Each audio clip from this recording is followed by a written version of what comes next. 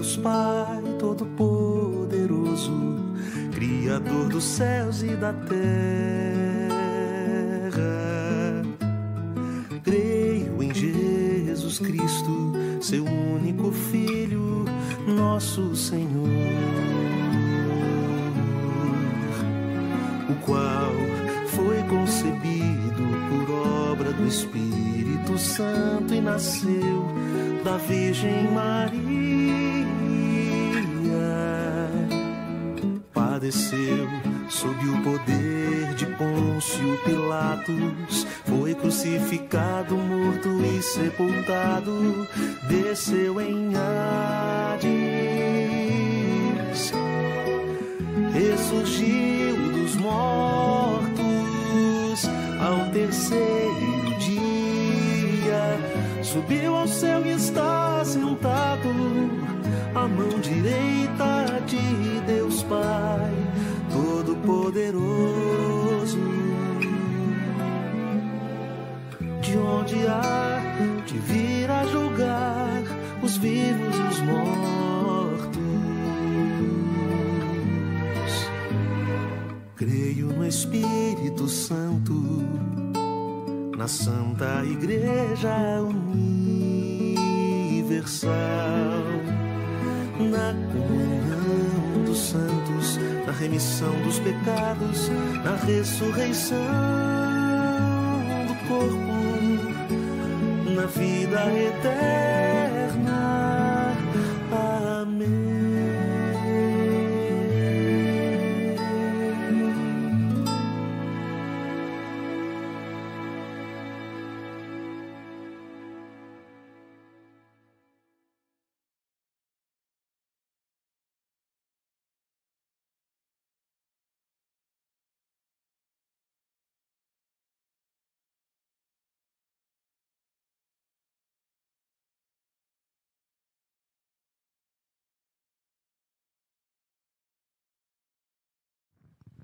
Louvado seja Deus, meus irmãos, louvado seja o nome do Senhor, pelo momento de louvor, pela oportunidade que temos de estar em sua casa, louvando, bendizendo, exaltando seu santo, bendito e eterno nome.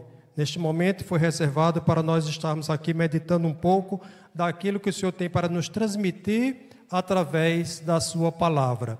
Abra a sua Bíblia no livro de Jonas, capítulo 4.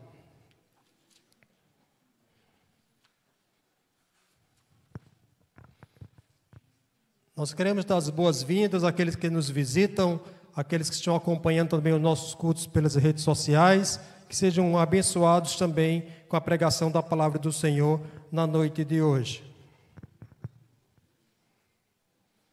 Nós vamos ler apenas um verso, você vai acompanhar mesmo sentado, e diz assim a palavra do Senhor no livro de Jonas, capítulo 4, verso 4.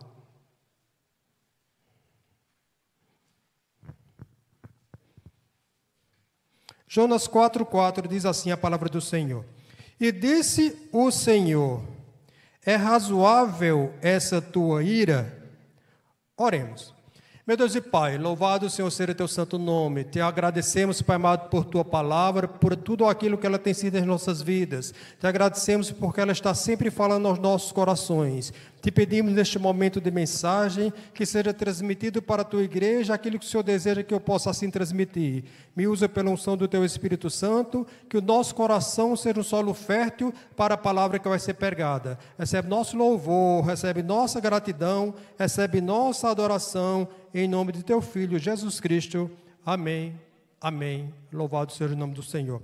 Meus irmãos, deixe-me fazer uma pergunta retórica a princípio, que eu queria que os irmãos refletissem sobre ela. Qual ou quais dos livros da Bíblia que você acha mais instigante para estudar? Qual é aquele livro que você tem um carinho maravilhoso, tem um que chama muita atenção em cada um dos seus versos? Eu não estou perguntando qual o texto que você tem decorado, qual um versículo que você tem de memória, qual aquela leitura que você costuma fazer rotineiramente. Eu estou me referindo àquele momento que você deve ter de estudo e reflexão da palavra do Senhor. Aquele livro que, na verdade, você lê um verso e Deus fala profundamente ao seu coração e você vai estudando, estudando, aprofundando e água nova vai jorrando daquela fonte e Deus vai fazendo maravilhas em sua vida. Pense bem e tente encontrar um livro aí que traz isso para a tua vida. Particularmente, no meu caso, eu amo estudar os livros de Jó e os livros de Jonas. Eu brincava lá em Cajazeiras, na igreja que eu congreguei, onde era presbítero, que o pessoal já sabia, ou eu ia pregar Jonas, ou eu ia pregar Jó. Já ficava aguardando qual mensagem que eu ia trazer, e eu tenho um carinho muito particular por esses dois livros. São dois livros que mostram as diferenças entre os atributos da natureza divina e os atributos da natureza humana.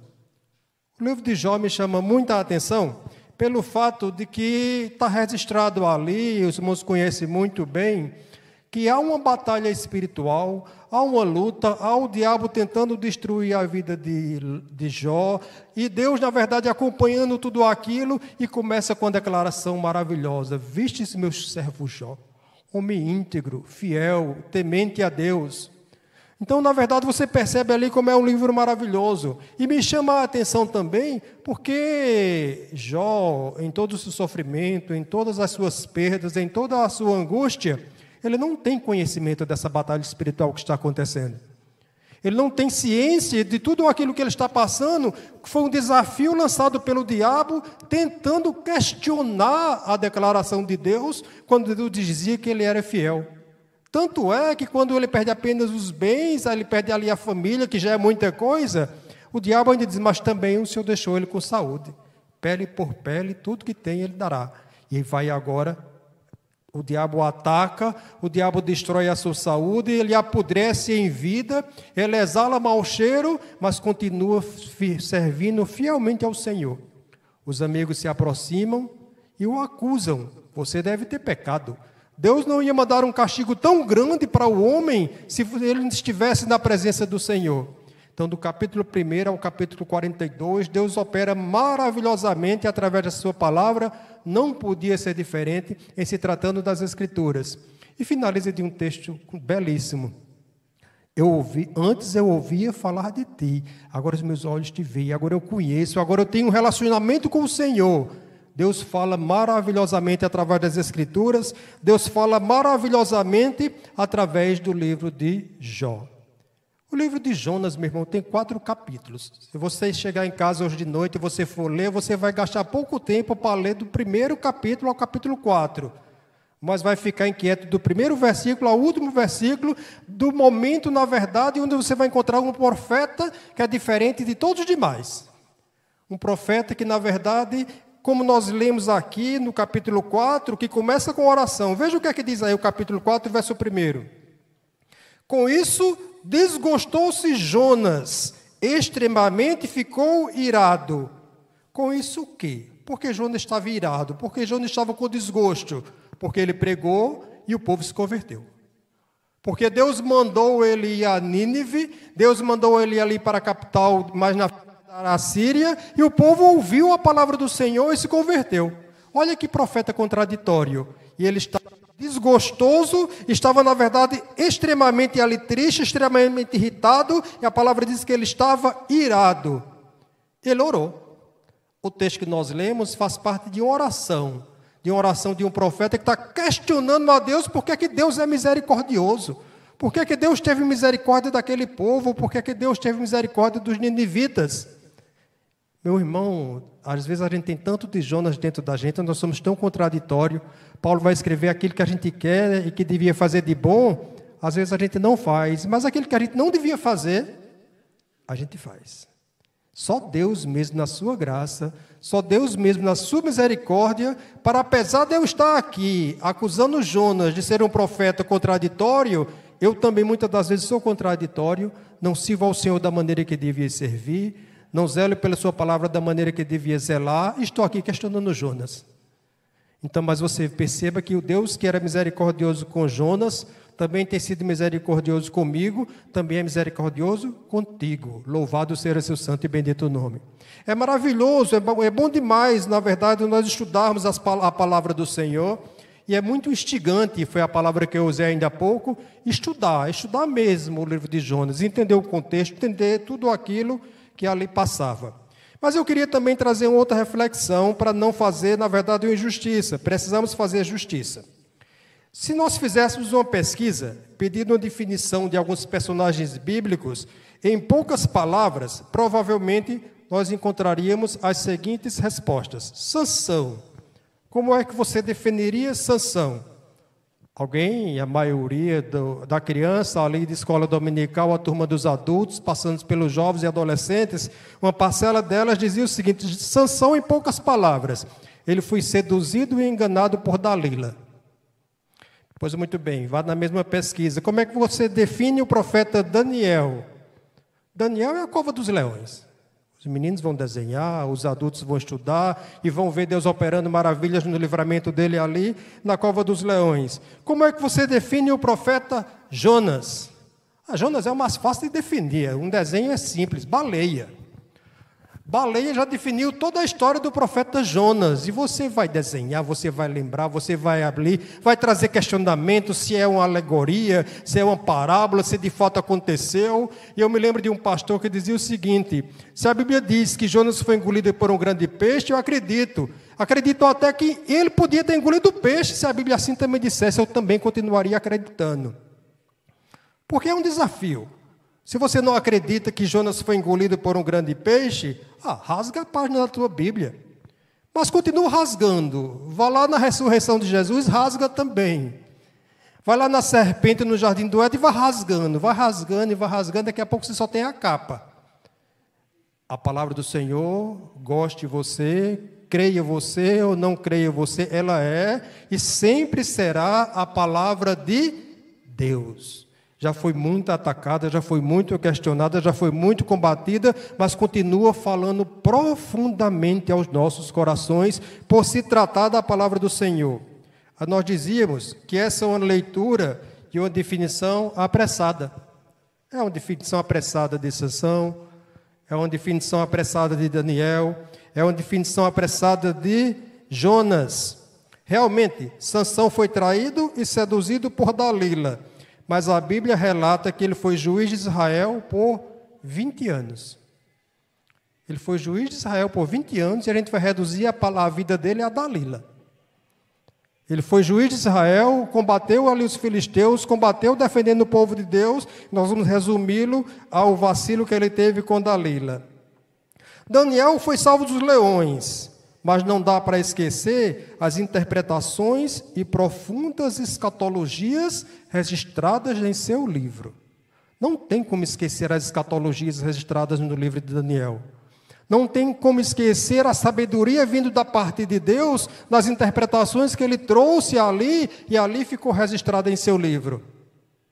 Aí você perceba também que quando a gente volta para Jonas, eu tive que buscar ajuda e busquei, na verdade, de uns grandes comentaristas bíblicos, que na verdade é o irmão Russell Norman Champlin, nos seus muitos livros, volumosos livros de comentário, ele assim resume o livro de Jonas. Jonas é o João 3,16 do Antigo Testamento. Olha que frase linda que Norman Champlin traz ali para a definição do livro de Jonas. Jonas é o 3,16 de João do Antigo Testamento. É o Deus amou do Antigo Testamento. É o registro do grande amor e da misericórdia do Senhor. Na verdade, está registrado ali como Deus foi misericordioso, como Deus foi amoroso, como Deus foi grandioso com Jonas, com os ninivitas, com os marinheiros que, na verdade, também foram poupados, e como Deus tem sido grandioso e misericordioso comigo, contigo, e, na verdade, Deus é o mesmo sempre, dele não há mudança nem sombra de variações. Louvado seja o nome do Senhor. Só uma observação, que os irmãos já perceberam essa observação e comungam dela comigo, que em relação à baleia, nem na Bíblia você vai encontrar. A Bíblia fala de um grande peixe. Pois muito bem, olha o que diz o texto que nós lemos, Jonas 4:4. E disse o Senhor: é razoável essa tua ira? Meus irmãos, eu confesso para os irmãos que a gente fosse passar aqui, estudar esse versículo, aprofundar, tirar o máximo que a gente podia tirar, a gente amanhecia o dia aqui estudando esse um versículo só, com pouquíssimas palavras. Mas isso é a palavra do Senhor, isso não é um romance, isso não é um clássico de alguém que ganhou um prêmio Nobel. É a palavra do Senhor, é Deus falando aqui literalmente, é Deus no meio da oração de Jonas, respondendo a Jonas. E Deus está dizendo o quê?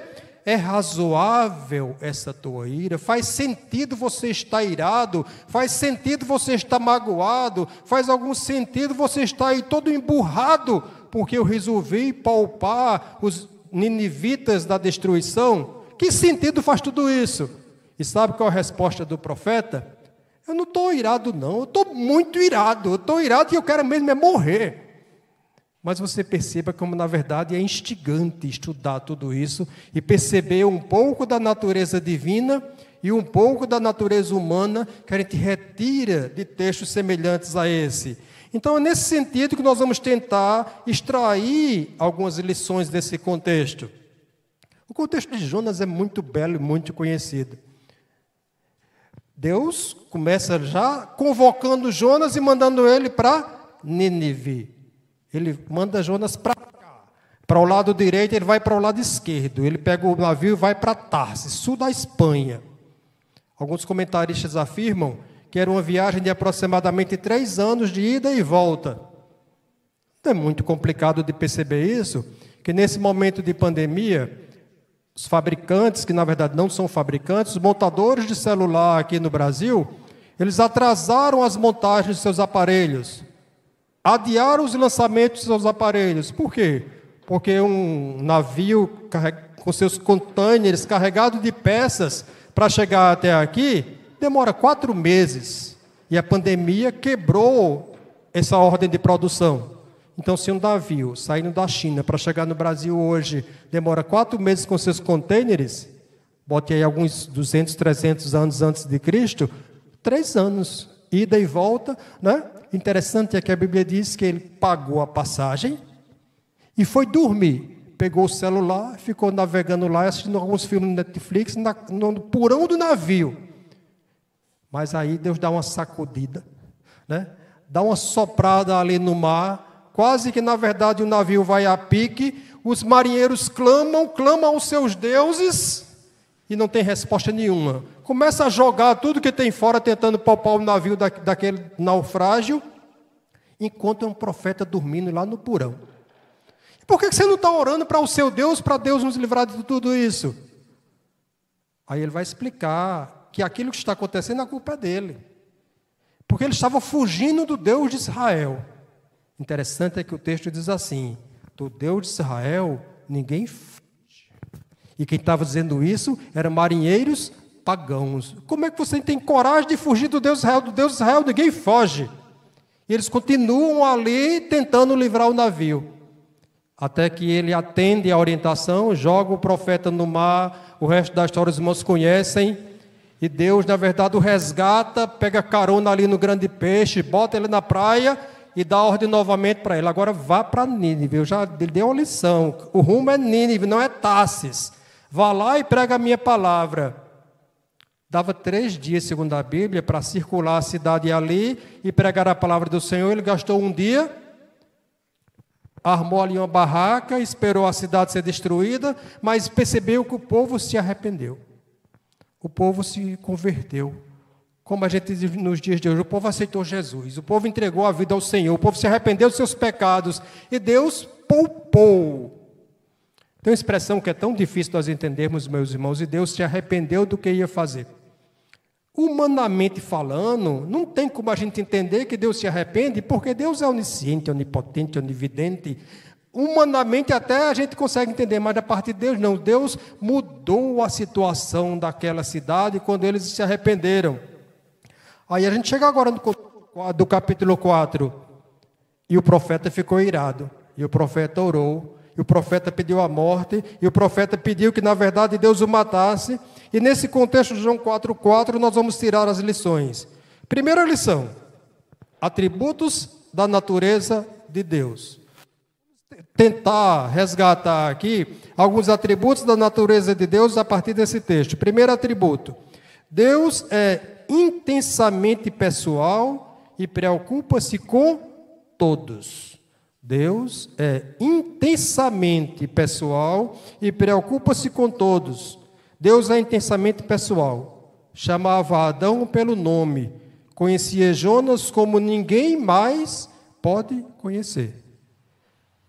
Deus chamava Adão pelo nome, chamava os profetas pelo nome, chamava aqueles com que ele tratava pelo nome, porque Deus conhecia. Era obra sua, era obra da sua criação. Deus me conhece, Deus te conhece, Deus me conhece mais do que minha esposa. Deus conhece a nós todos. Deus sabia de tudo aquilo e do alto da sua grandeza ficou vendo o profeta dormindo por do navio e imaginando, na verdade, por que tudo aquilo que estava acontecendo. Deus deseja o bem-estar de todos os homens em todos os lugares, sejam eles israelitas ou ninivitas. Deus deseja o bem-estar a todos. Deus quer o bem a todos. Foi o conflito que passou na cabeça de Jonas. O Jonas vai registrar aqui na oração que ele explica para Deus, que não tinha necessidade de Deus sendo sabedor, mas ele explica. Sabe por que eu fugi para Tarsis? Porque eu sabia que o Senhor é um Deus misericordioso. Eu sabia que o Senhor é bom. Eu sabia que se o povo se arrependesse, o Senhor ia poupar. Eu sabia que, na verdade, o Senhor ia perdoar esse povo, porque esse povo não merece perdão. Aí vem um questionamento. E por que ele questionava tudo isso?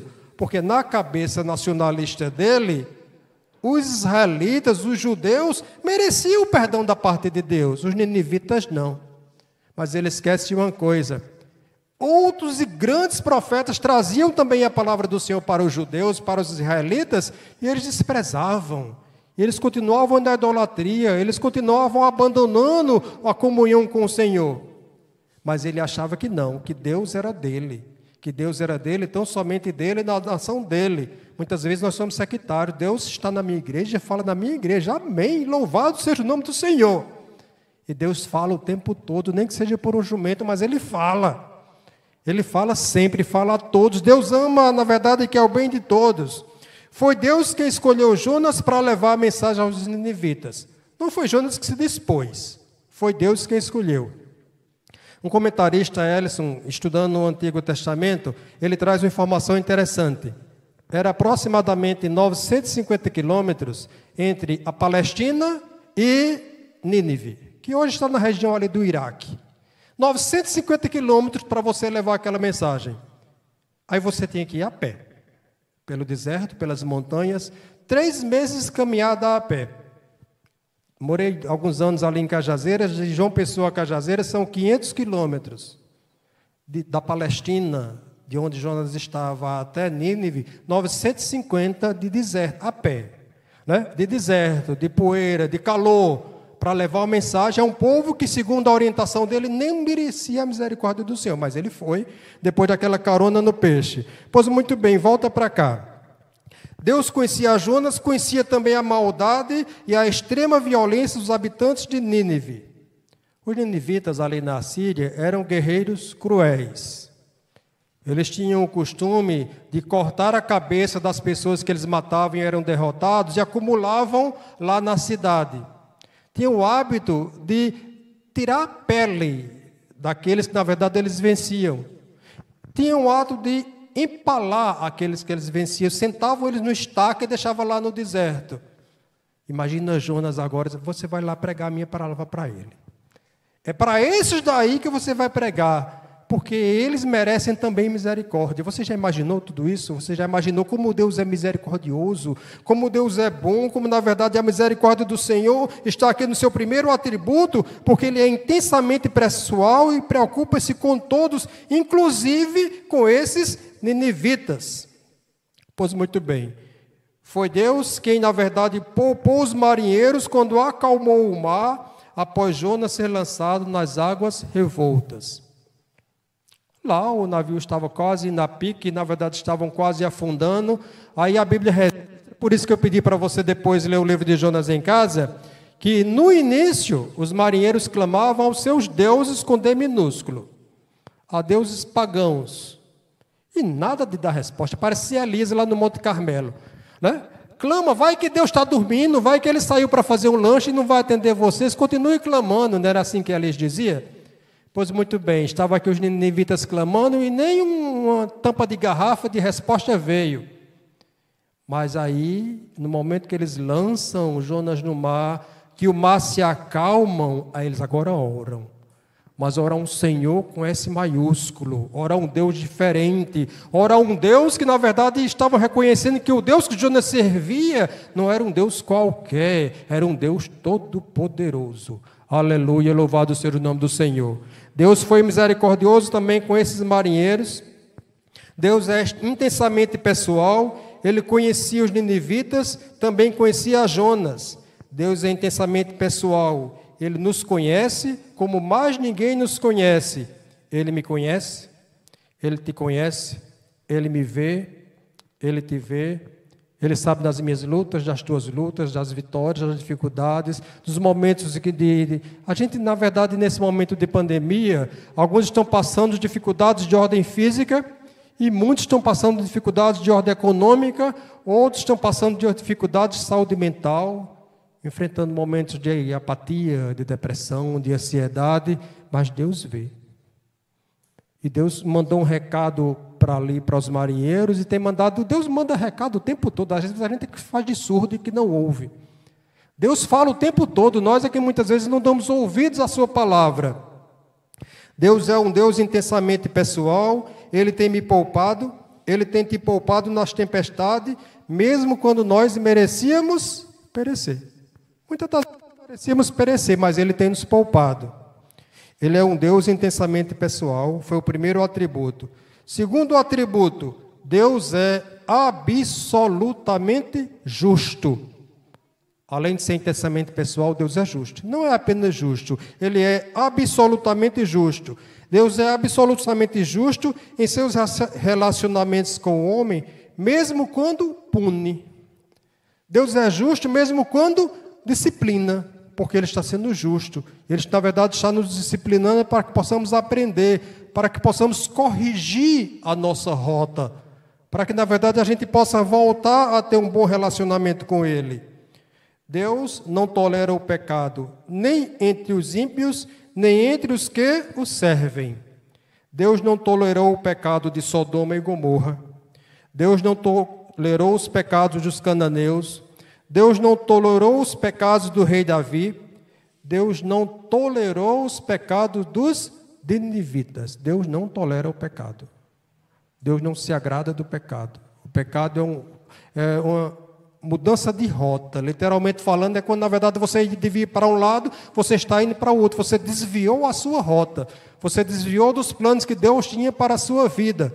E Deus não é culpado do pecado. O pecado, na verdade, é uma fuga da rota que Deus tinha ali planejado. Deus não tolera nem os meus, nem os seus pecados. Pensemos o seguinte: como será que Deus está vendo os dias de hoje? Eu falei lá do livro de Jó, e Deus começa num diálogo ali com o diabo e pergunta: vistes meus servos Jó? Qual seria o diálogo de Deus hoje de noite, em 18 de outubro de 2020? Viste como é que está a terra? Viste como é que está o povo? Meu irmão, eu não quero nem ouvir a resposta. Eu não quero nem imaginar a resposta que seria de um povo que é muito egocêntrico, de um povo que, na verdade, está ali afastado da palavra do Senhor, onde o humanismo reina e vem reinando durante algum tempo. E o que é o humanismo reinar? É que a minha vontade deve prevalecer. Eu sou o centro. E muitos se comportam assim. E Deus, do alto de sua glória, vê tudo isso. Mas Deus é absolutamente justo sempre. É o segundo atributo. Terceiro atributo. Deus é misericordioso, paciente e amoroso. Deus é infinitamente pessoal. Deus é justo, mas Ele também é misericordioso, paciente e amoroso.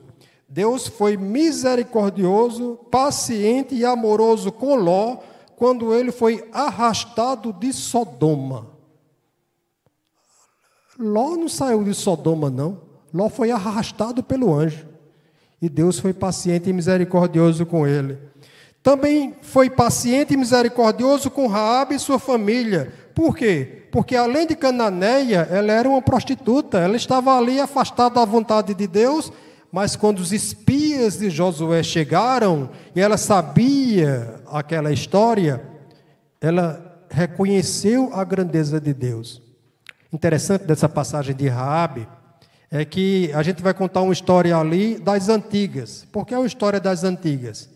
Porque Raabe vai chegar para os espias e vai dizer assim: nós sabemos o que foi que Deus fez com vocês. Há 40 anos atrás, Deus tirou vocês do Egito e atravessaram o Mar Vermelho a pé enxuto. Uma história de 40 anos, e Raabe reconheceu. E Raabe reconheceu que agora, se aquele povo estava nas portas do muro ali, para visitar aquele povo, destruir aquela nação, eles iam sair vitoriosos, porque o Deus deles era um Deus de vitória. Depois de 40 anos, aquela história ainda circulava naqueles desertos e tinha chegado aquele povo. E Deus foi misericórdia com ela e com sua família e a salvou.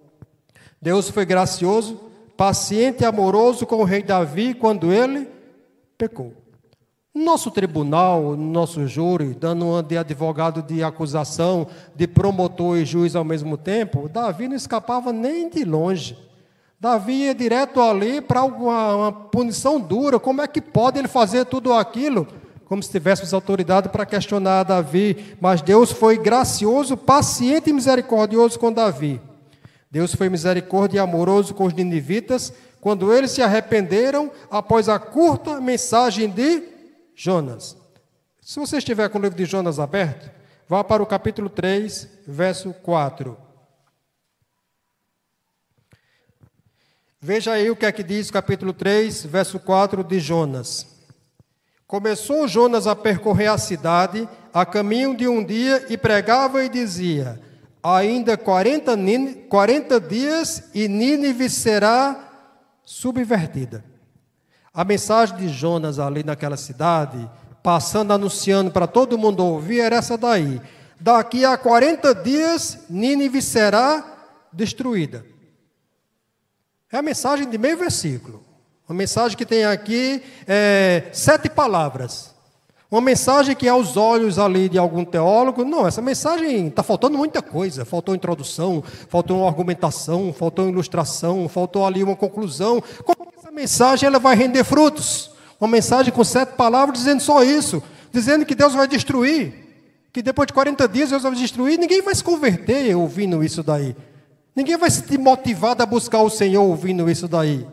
Pois muito bem, com essa mensagem de 7 palavras, 120 mil pessoas se arrependeram. Porque a mensagem não era de Jonas, a mensagem era do Senhor. Foi o Senhor que disse para nós: diga sim, diga que depois de 40 dias eu vou destruir a cidade. Quando eu estava lendo esse texto, meus irmãos, eu me lembrei do que está registrado lá no livro de Atos dos Apóstolos, capítulo 7. Em Atos dos Apóstolos, capítulo 7, você encontra um texto maravilhoso. Encontra ali, na verdade, um resumo, uma visão bem panorâmica de todo o Antigo Testamento. A que eu estou me referindo? Eu estou me referindo à pregação de Estevão. Estevão ali pregou a palavra do Senhor em 53 versículos. Foi de Gênesis, passou pelos profetas, passou pelos juízes, historiou tudo aquilo, mostrou àquele povo a palavra do Senhor, literalmente falando, só que ninguém se converteu. Juntaram as pedras, apedrejaram ele, e ele foi morto, depois de pregar 53 versículos, pregar quase todo um capítulo inteiro. Só que Deus é grandissimamente poderoso. E na hora que estavam apedrejando a Estevão, você vai rever isso no livro, no capítulo 7 de Atos dos Apóstolos, pegaram as roupas dele e botaram nos pés de um rapaz. E o nome desse rapaz era Saulo. Saulo viu toda aquela pregação, era sabedor de tudo aquilo, como fariseu que era, conhecia tudo aquilo e viu o servo do Senhor ser apedrejado e, na verdade, percebeu como Deus operou maravilhosamente ali. Só que tem um detalhe: por que aconteceu assim? Porque assim Deus quis. Por que se converteu 120 mil com a mensagem de Jonas e Estevão foi apedrejado? Porque Deus assim quis. Amém. Deus não deve satisfação a mim, Deus não deve satisfação a você, não devia satisfação a Adão, nem a Jonas, nem a ninguém, porque ele é Deus. Louvado seja o seu santo nome. Meus irmãos, a virtude não estava em Jonas ao pregar, é que Deus é misericordioso, paciente e abundante em amor, é o atributo que nós estamos vendo. Deus foi misericordioso, paciente e amoroso com Jonas. Jonas merecia tudo isso? Jonas merecia ser tão agraciado?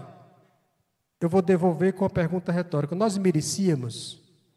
Nós merecíamos estar aqui hoje à noite, louvando ao Senhor, buscando ao Senhor, sendo agraciados, na verdade ali, sendo gratos pelo que Deus fez por nós e pelo muito que Ele tem feito. Se Ele não fizesse mais nada, já seria motivo nós agradecermos muito. Nós cantamos hoje à noite, são quantas bênçãos, são muitas bênçãos que Deus tem feito. Nós merecíamos. Sobre isso, o apóstolo Paulo registra em Romanos capítulo 6, verso 23, num texto bastante conhecido. O salário do pecado é a morte, mas o dom gratuito de Deus é a vida eterna em Cristo Jesus, nosso Senhor. Salário é obrigação. Você trabalhou, você tem por obrigação de receber aquele salário. Dom gratuito não, dom gratuito é Deus que foi misericordioso conosco. O salário do pecado é a morte. Nós merecíamos morrer debaixo dos nossos pecados, mas Deus olhou dos céus à terra, não viu nenhum justo sequer, e diferente lá de Noé, diferente lá de Sodoma, Ele fez diferente. Ele não deu cabo da humanidade, Ele mandou Jesus. Ele mandou Jesus para morrer por mim, para morrer por você. E o maior sofrimento de Jesus Cristo, olha que foi um sofrimento grande, não foi um sofrimento físico, foi que sobre os ombros dele estavam os meus pecados, estavam os teus pecados. Ele estava resgatando ali na cruz, e quando ele morreu, ele disse assim: está consumado, eu paguei a dívida, eu livrei o povo do pecado. Então isso, meu irmão, é uma obra de um Deus misericordioso, gracioso, bondoso, que é o atributo que nós acabamos de perceber. Um quinto atributo: Deus é onisciente. Além de intimamente pessoal, de gracioso, de misericordioso, justo, Deus também é onisciente. Deus é onisciente, Deus sabe de tudo. Deus tem conhecimento completo de tudo, passado, presente e futuro. Nada foge ao seu conhecimento. Ele sabia tudo de Nínive, sabia tudo de Jonas, sabe tudo de mim, sabe tudo de você. E nessa hora é que a gente devia ficar corado, devia ficar vermelho, devia ficar com vergonha em perceber que Deus sabe tudo de mim. Como muitas das vezes nós fraquejamos, nós falhamos, nós pecamos, como a gente orou de noite, em pensamentos, palavras e obras, mas pelos seus atributos, pela sua graça, pela sua misericórdia, mesmo Ele sabendo de tudo isso, Ele nos ama, Ele tem misericórdia de nós, Ele nos alcançou, Ele nos resgatou através da cruz de Cristo. Louvado seja o seu santo nome. Meus irmãos, dá para os irmãos perceberem a aflição e a angústia pela qual passava Abraão, quando Deus diz assim para ele: pega teu filho Isaque, a quem tu tanto amas, e me oferece em sacrifício. E ainda destaca assim: aquele que você ama muito, o filho único que você tem, vá lá e me oferece em sacrifício. Ele vai, prepara a lenha, leva tudo, bota em cima do animal, anda todo aquele percurso longo, e ainda tem que ouvir a pergunta do jovem: eu estou vendo aqui a lenha, estou vendo o altar sacrificado, mas não estou vendo o cordeiro. E houve a resposta grandiosíssima da parte de Abraão: Deus proverá para si o cordeiro. Aleluia, louvado seja o nome do Senhor. E no momento que ele levanta a mão com aquele cutelo e ia matar o seu filho, Deus disse assim: pare, não precisa fazer isso. E ele encontra, usando a linguagem natural, coincidentemente, enganchado ali nos arbustos, um cordeiro. E ele faz o sacrifício. Ele poupou Isaque, mas ele não poupou Jesus. Ele fez com que, na verdade, ali, a dor de Abraão fosse, na verdade, diminuída e desaparecesse, porque Isaque foi poupado. Jesus não foi poupado. A Bíblia diz que os céus, na verdade, escureceram naquele momento, a ponto de Jesus clamar: Deus meu, por que me desamparaste? É porque literalmente era que nós estivéssemos entendendo assim: Deus não quer nem ver, Deus está desamparando Jesus ali, porque se ele fosse usar da sua força, da sua glória, ele poupava Jesus, mas ele não poupou Jesus. Isaac foi poupado, Jesus não. Foi pelo meu e pelo teu pecado, que ele ali resgatou e nos aproximou a Deus. Tinha um abismo. Deus está do lado de cá, nós estávamos do lado de cá. É a cruz que faz a ponte desse abismo. É o sofrimento de Jesus Cristo que nos reconciliou com Deus. Louvado seja seu santo, bendito e poderoso nome, que nos dá a oportunidade de estar hoje à noite aqui, estudando os atributos de Deus. Deus é intensamente pessoal, é absolutamente justo, é misericordioso, paciente, amoroso, onipotente, Senhor da história, e na verdade Deus é um Deus maravilhoso. Pois muito bem, essa é uma primeira lição. Segunda lição que a gente tira de um verso bem pequenininho, era assim: por que você está irado? Você está irado, qual o motivo da sua ira? Aí nós vamos estudar um pouco agora dos atributos da natureza humana. É a segunda lição. Vamos ver um pouco dos atributos da natureza humana. E o primeiro atributo, finitude humana. É um primeiro atributo que a gente tem que destacar na noite de hoje. O homem é finito e não pode escapar da presença de Deus. Deus é eterno. Na nossa concepção, a gente não tem ideia do que é eterno, porque a gente só conhece aquele que um dia começou e um dia acaba. Deus nunca teve princípio, nem nunca vai ter fim. Deus é e sempre foi e sempre será. Nós não. Nós somos finitos, nós somos mortais. Sobre isso, você vai encontrar no capítulo 4, versículo 14 de Tiago, a seguinte definição: nós somos uma neblina que aparece e logo desaparece.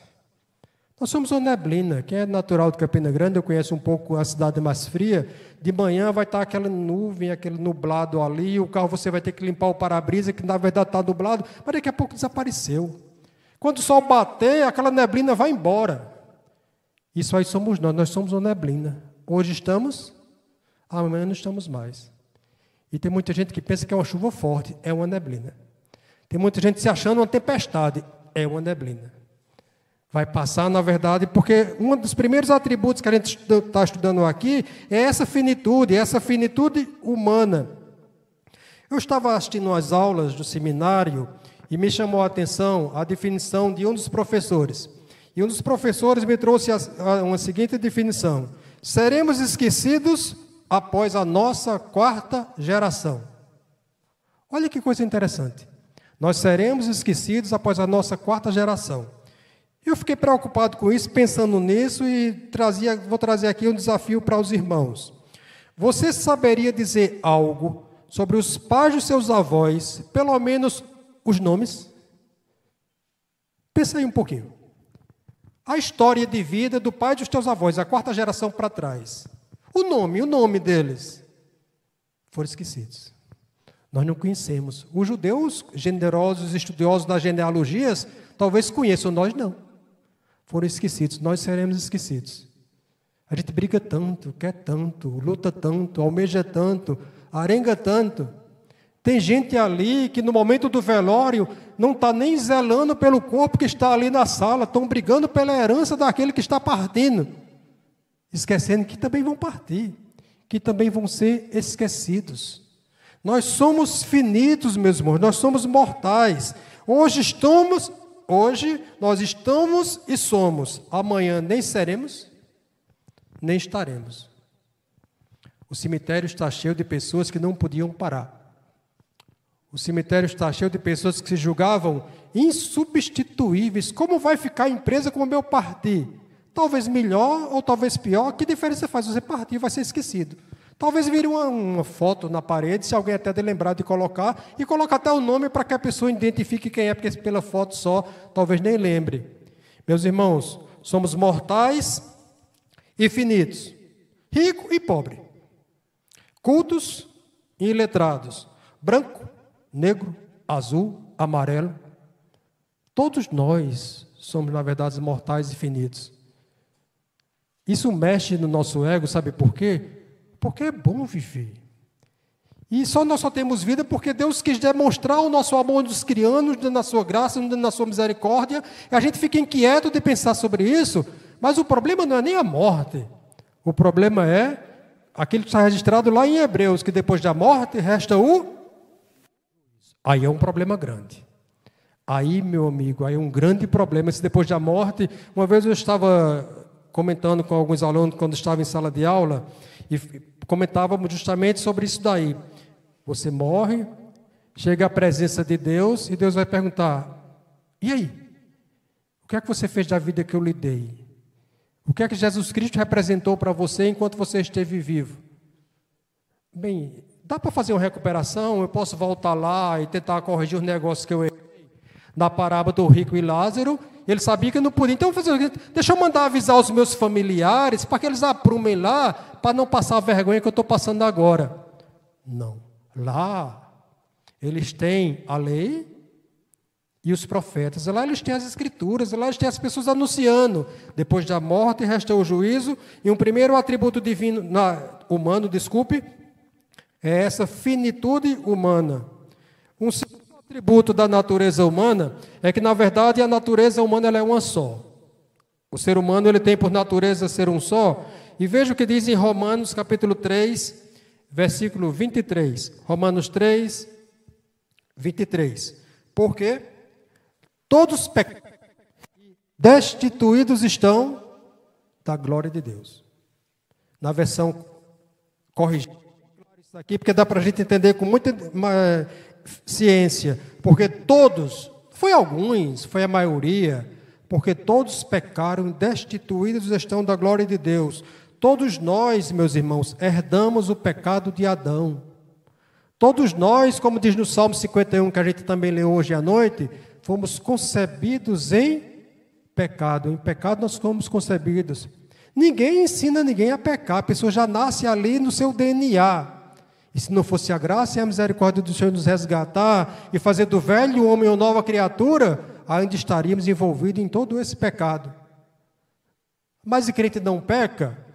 A diferença fundamental é essa. O ímpio, ele tem prazer no pecado. Ele se vangloria daquilo dali, gosta daquilo tudo. O servo do Senhor, quando ele comete algo que desagrada ao Senhor, isso lhe incomoda, isso lhe inquieta. E ele busca ao Senhor pela sua graça e pela sua misericórdia, que ele o redima, não sem pagar as consequências do seu erro. Davi foi perdoado. Davi foi agraciado por Deus, mas o preço foi alto. Pagou um preço muito alto pelo erro que ele cometeu. Catástrofes podem ser evitadas pelo arrependimento. Os habitantes de Nínive se arrependeram e Deus os poupou. A palavra é o quê? Arrependimento. Arrependimento é mudança de rota, é mudança de rumo. Eu lembro de um diácono lá em Cajazeiras que pregava sobre arrependimento. Ele falava justamente isso, né? Eu vou contextualizar para onde nós estamos aqui. Arrependimento é você estar programando ir para Lucena, para Intermares, estar com o carro virado para cá. Aí você se arrepende. Agora eu quero ir para Santa Rita. Então você vai dar a volta no BR e vai para cá. Isso é arrependimento. Então você se arrependeu. Agora você se arrepender, continuar indo para Intermares e você continuar indo para Lucena, você não se arrependeu. Isso pode ser remorso. No outro dia de manhã, quando bate ali a ressaca, quando bate ali o arrependimento, que na verdade é um falso arrependimento, e a pessoa diz, não vou mais me envolver em bebedeira, em orgia, vou deixar tudo isso. E no outro dia está fazendo a mesma coisa, isso não é arrependimento, isso é remorso. Arrependimento é mudança de vida, é mudança de rumo, é fazer do velho homem uma nova criatura. Com um detalhe, você não faz isso sozinho. Se não for o Espírito Santo, se não for Deus na nossa vida, para nos tirar, não é o que está escrito no Salmo? Tirou no lamaçal e colocou os pés sobre a rocha. Deus nos tirou do lamaçal do pecado, colocou os nossos pés sobre a rocha, louvado e exaltado seja o seu santo nome. Meus irmãos, esses são alguns dos atributos da natureza humana. Somos finitos e mortais. Nossa natureza humana é pecaminosa. Devemos no Senhor buscar arrependimento. Eu escutei um pastor pregando uma vez e falando sobre isso, e ele conversava com uma jovem, porque nós somos às vezes um pouco arrogantes, né? Nós somos arrogantes em que sentido?